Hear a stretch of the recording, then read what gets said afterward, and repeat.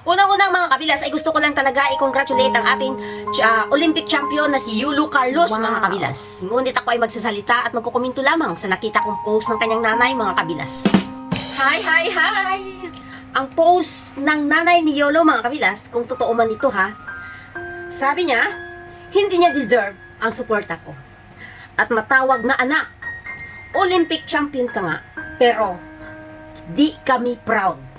Walang anak ang nagdadamot sa magulang. Tandaan mo yan, wala ka dito sa mundo kung hindi dahil sa akin, wala kang utang na loob.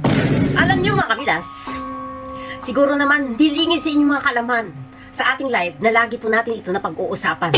Lagi ko po sinasabi sa inyo na kapag tayo ay magulang na, nanay na, forever magulang at nanay na tayo. Pero hindi obligasyon ng anak ang suportahan at balikan ang kanyang mga magulang kapag siya ay successful na sa buhay.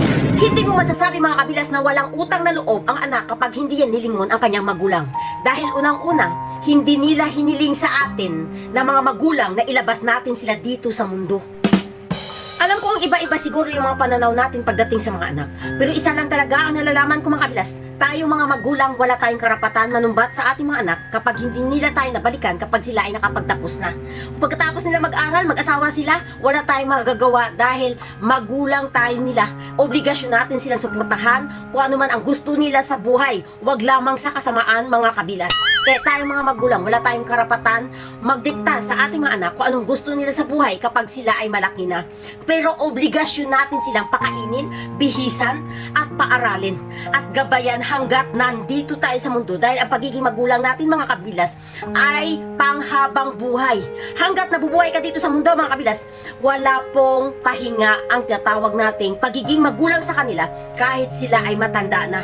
Kaya tayong mga magulang, wala tayong karapatan na manumbat sa kanila, sa ating mga anak kapag hindi tayo nabalikan pagdating ng panahon kapag sila ay successful na.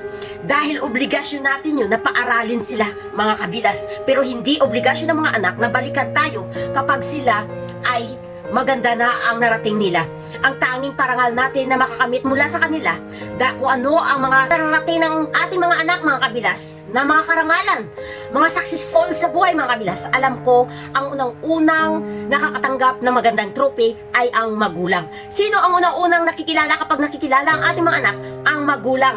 Dahil sila ang unang-unang makikilala ng mga tao na magiging mabuting impluwensya sa anak niya ito mga kabilas. Kapag ang anak ay naging mabuti ang kanyang nararating sa buhay. Bonus na lang po yun mga kabilas kapag tayo ay nilingon ng ating mga anak at hindi tayo pinabayaan pagdating ng pagtanda natin dito sa mundo mga kabilas. Pero wala po tayong karapatan mag-demand sa kanila na tayo ay balikan kapag sila ay successful na. Bonus na lang po yun ang pera.